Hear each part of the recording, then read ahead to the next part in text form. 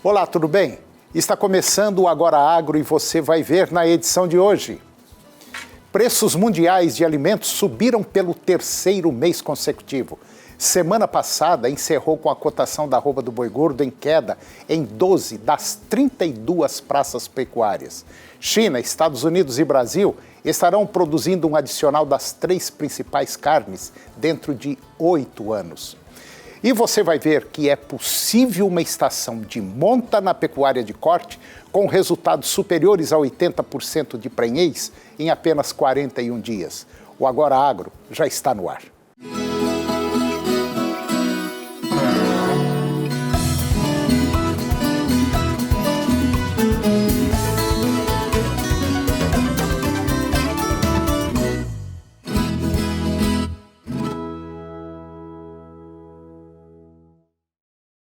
Os preços mundiais de alimentos subiram pelo terceiro mês consecutivo, atingindo uma alta de 5 anos agora no mês de dezembro, impulsionados por fortes aumentos de óleos vegetais, açúcar e laticínios, além da recuperação dos preços dos cereais, pelo menos é o que informou a Agência de Alimentos da Organização das Nações Unidas. O índice de preços dos alimentos da Organização para a Agricultura e Alimentação, a FAO, que mede as variações mensais de uma cesta de cereais, oleaginosas, laticínios, carnes, açúcar, saltou para o ponto mais alto desde dezembro de 2014. Só para você ter uma ideia, com média de 181,7 pontos, uma alta de 2,5% em relação ao mês anterior, que foi novembro.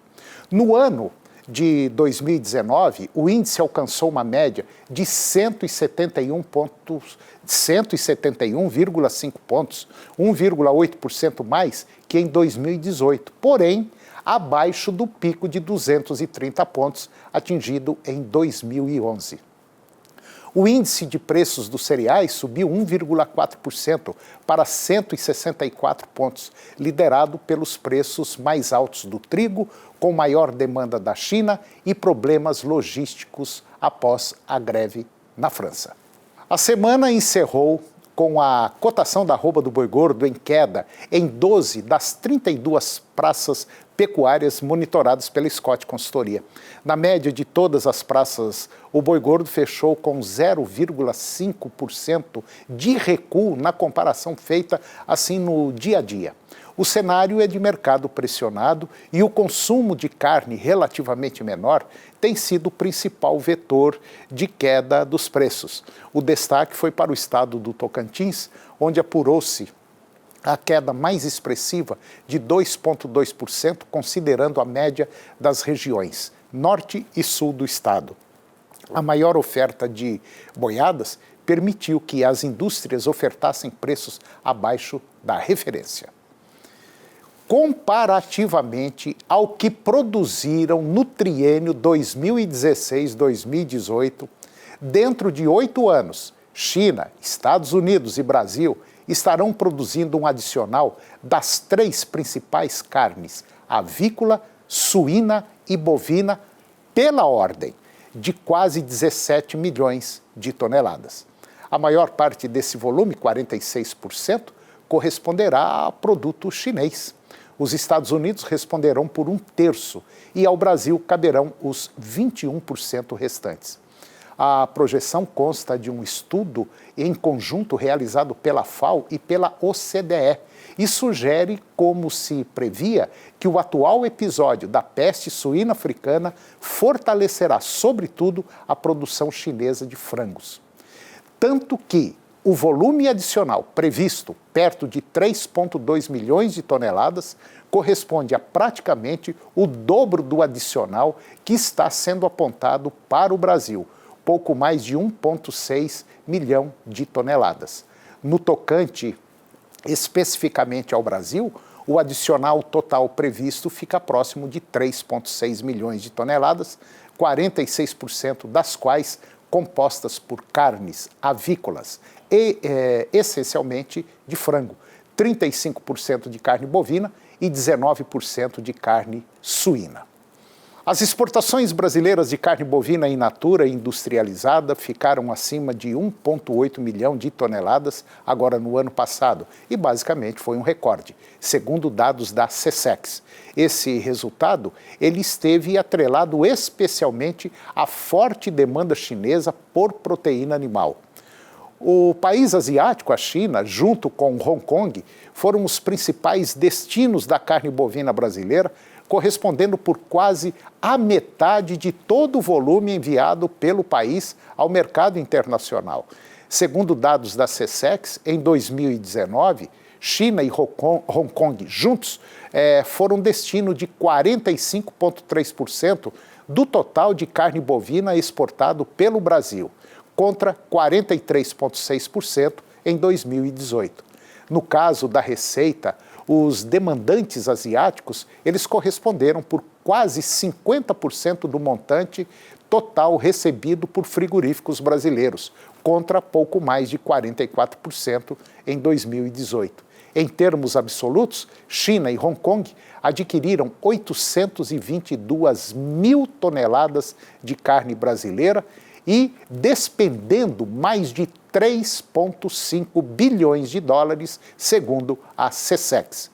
As exportações brasileiras, especialmente à China, devem seguir aquecidas ao menos neste primeiro semestre. Além do alto patamar do dólar, que tende a deixar a carne brasileira competitiva no mercado internacional, as recentes e intensas queimadas na Austrália devem reduzir a oferta de carne desse país, que, vale lembrar, já foi um importante fornecedor de proteína à China. E depois do intervalo, você vai ver que é possível uma estação de monta na pecuária de corte com resultados superiores a 80% de prenhez em apenas 41 dias. Você vai ver também que a China importou mais de 72 mil toneladas de carne de frango, 94% superior ao efetivado no último mês de 2018. Primeira safra de milho do Brasil 2019-2020 será 3,4% menor que o esperado. Nós voltamos já, é um minuto só.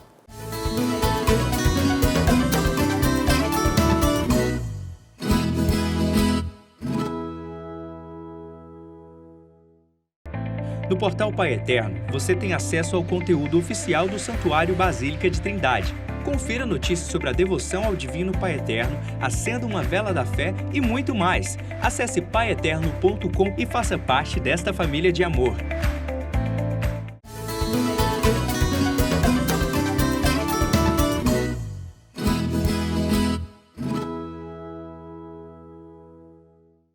E você vai ver agora que é possível fazer uma estação de monta na pecuária de corte com resultados positivos e superiores a 80% de prenhez em apenas 41 dias. Confira. Eu vou conversar agora com Leonardo Nishimoto Souza, um dos diretores da Qualita Melhoramento Genético, e nós vamos falar de um fato interessante que vem acontecendo e que poderá, de acordo com o Leonardo, de acordo com a ideia que o Leonardo teve, vamos dizer assim, melhorar o acasalamento das suas fêmeas quando você for fazer um trabalho de IATF. É isso mesmo, Leonardo? Toninho, na verdade não é a gente, né, que, vamos dizer assim, criou isso. Nós estamos aqui na Fazenda Agropontieri. Na verdade, aprendemos com a Agropontieri a não desperdiçar o cio das vacas.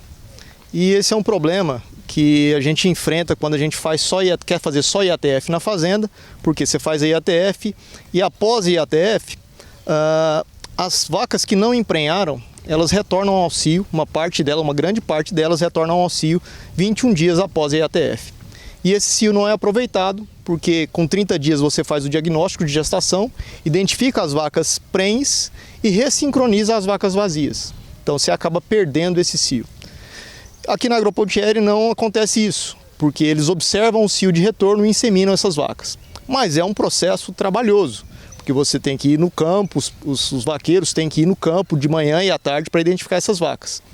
Uma maneira que foi, na verdade, criada para, vamos dizer assim, uma alternativa a esse sistema, foi criado pelo veterinário José Henrique Tanner, um parceiro também do Qualitas no Mato Grosso, em Pontes Lacerda, que utilizou touros após a IATF, touros para fazer o repasse e aproveitar esse cio.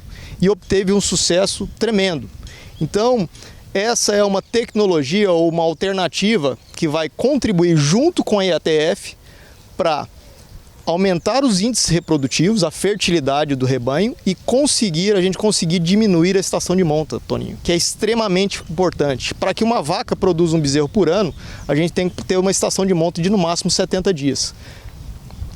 Porque o que acontece de maneira geral, a pessoa faz essa sincronização de cio, faz a inseminação, solta a vacada e daí um determinado tempo vai fazer esse exame de diagnóstico. Aí chega à conclusão que essa pegou, aquela não pegou e tal. Então demora, perde-se muito tempo. Então quando você termina de fazer a inseminação no rebanho todo, automaticamente você já solta o touro com os animais, né? Exatamente. A cada lote, na verdade, que você faz a IATF, 5 dias após você solta o touro. E aí o que é preciso? É preciso, no momento do diagnóstico, identificar as vacas que continuam em anestro, que é as vacas que estão com folículo no ovário, e identificar as vacas prenhes e as vacas que estão com corpo lúteo. Porque as vacas que estão com corpo lúteo, mas ainda não foi possível identificar o feto, ou ela está prenha, ou ela está ciclando. E aí, como ela está com touro de repasse, o touro vai poder fazer o serviço e cobrir essa fêmea, sem a necessidade, então sem a gente desperdiçar esse cio dessas vacas.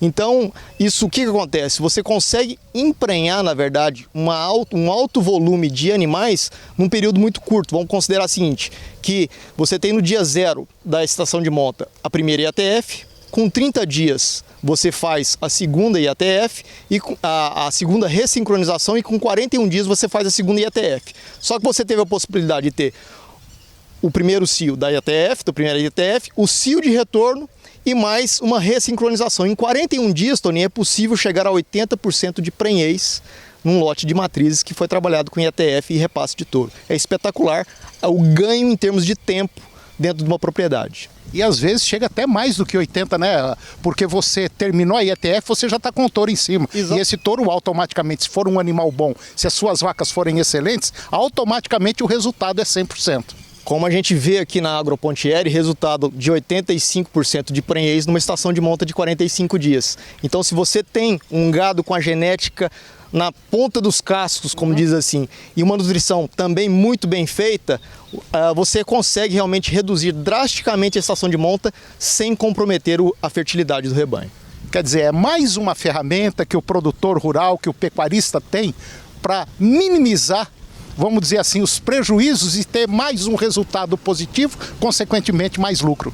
Exatamente, Toninho. Eu acho que a gente tem que pensar a pecuária para diminuir desperdícios. Verdade. A gente desperdiça muito e desperdiçar um cio de uma vaca é algo que a gente não pode realmente aceitar isso. Então, eu acho que esse sistema tem tudo para ajudar a melhorar muito os índices reprodutivos da pecuária brasileira.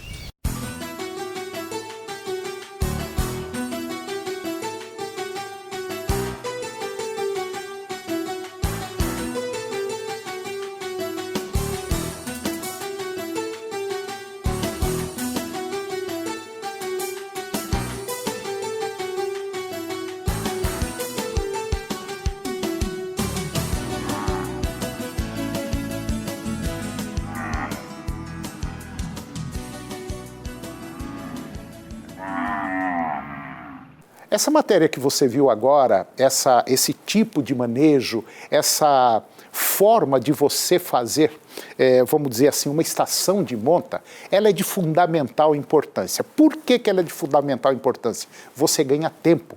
E principalmente se você tiver condições de fazer a primeira inseminação artificial, vamos dizer assim, com os animais na faixa de 14, 15 meses. Se essas fêmeas tiverem condição de você fazer esse tipo de manejo, inseminá-las mais cedo, com 14, 15 meses, pode ter certeza absoluta, 22, 23 meses, elas já estão dando a primeira aparição e automaticamente você tem um ganho de tempo de, no mínimo, 1 ano e meio. Isso faz com que você ganhe tempo e automaticamente o seu lucro seja muito maior. Quer dizer, o giro na sua fazenda ele é muito mais rápido.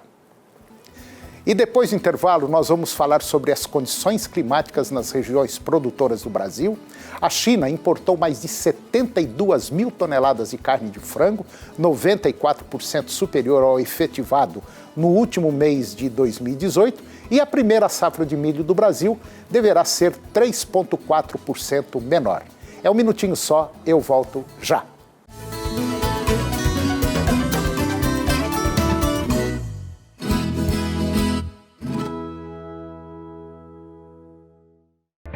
No portal Pai Eterno, você tem acesso ao conteúdo oficial do Santuário Basílica de Trindade. Confira notícias sobre a devoção ao Divino Pai Eterno, acenda uma vela da fé e muito mais. Acesse paieterno.com e faça parte desta família de amor.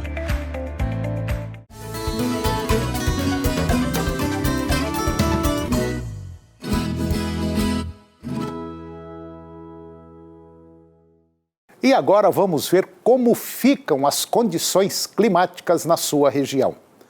Na região norte, nós teremos pancada de chuva e trovoadas no Tocantins e nos demais estados da região norte. Tempo nublado a parcialmente nublado. Temperatura máxima 35 e a mínima 20 graus. Região nordeste, nós vamos ter chuva no Maranhão e também no Piauí. Tempo nublado a parcialmente nublado, com chuva no sertão do Pernambuco, oeste e norte da Bahia. Pode chover no restante da região. Temperatura máxima 38 e a mínima 18 graus. Na região centro-oeste, nós vamos ter pancadas de chuva e trovoadas, exceto no Mato Grosso do Sul e sul do Mato Grosso, onde ficarão parcialmente nublado a nublado, com pancadas de chuva e trovoadas isoladas. Temperatura máxima 38 graus e a mínima 18 graus. Na região sudeste, nós vamos ter pancadas de chuva e trovoadas no Rio de Janeiro, Espírito Santo, São Paulo e no oeste e sul de Minas Gerais. Temperatura máxima 39 graus e a mínima 13 graus. E na região sul, nós vamos ter pancadas de chuva e trovoadas no Paraná, Santa Catarina e Rio Grande do Sul. A temperatura máxima vai ficar em 38 graus e a mínima 12 graus. Em dezembro, a China importou 72 mil toneladas de carne de frango, volume 94% superior ao efetivado no último mês de 2018. Também na Ásia, o Japão incrementou as suas compras em 7% no ano passado, com volume total de 424 mil toneladas. A crise sanitária que impactou a suinocultura chinesa também influenciou o aumento das exportações de carne de frango. É o maior volume anual já exportado para a China desde a abertura do mercado em 2009. E houve uma notável elevação do ritmo no fim do ano. Já no Oriente Médio, os Emirados Árabes Unidos, eles tiveram o seu destaque neste ano, com importações totais de 341 mil toneladas, volume 10% superior ao realizado no ano anterior. O Iêmen também elevou as suas importações do produto, com um total de quase 106 mil toneladas, incremento de 24% em relação a 2018. O fluxo das exportações, em especial para a Ásia e Oriente Médio, ele deve seguir positivo agora neste ano de 2020. Para a ABPA, Associação Brasileira de Proteína Animal, o mercado internacional de proteína animal está pressionado pela demanda da Ásia em especial. A primeira safra de milho aqui no Brasil, 2019-2020, deverá ser por volta aí de 3,4% menor que o esperado, atingindo quase 26 milhões de toneladas, após o tempo quente e chuvas irregulares afetarem a produção, principalmente lá no Rio Grande do Sul. Pelo menos é o que estimou agora, nesta semana, a consultoria e corretora AFC Stone. A safra de milho do Rio Grande do Sul agora está estimada em 4,8 milhões de toneladas, uma queda de 20% ante a previsão da AFC Stone.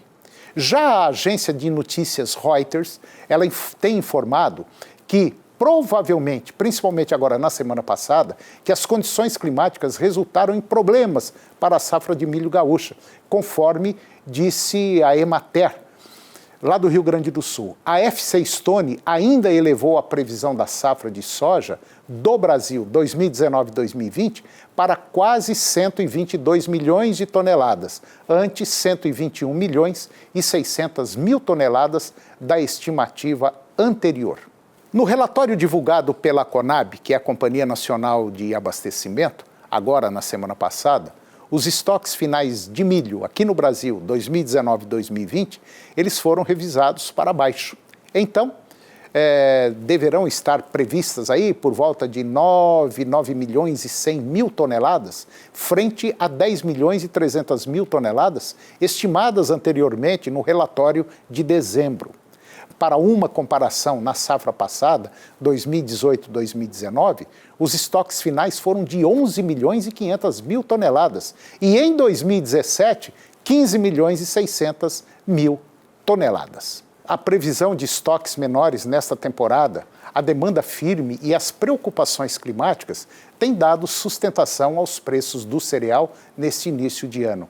Segundo o levantamento da Scott Consultoria, na região de Campinas, no estado de São Paulo, a saca está cotada, em média, R$ 49,00 sem o frete, frente a negócios em R$ 47,00, R$ 48,00 no final de 2019. E o programa de hoje chegou ao fim. E eu termino com a seguinte frase: experiência é o que você consegue quando não consegue o que queria. E hoje nós ficamos por aqui. Um grande abraço a você, muito obrigado pela sua companhia, que Deus nos abençoe e até o próximo programa.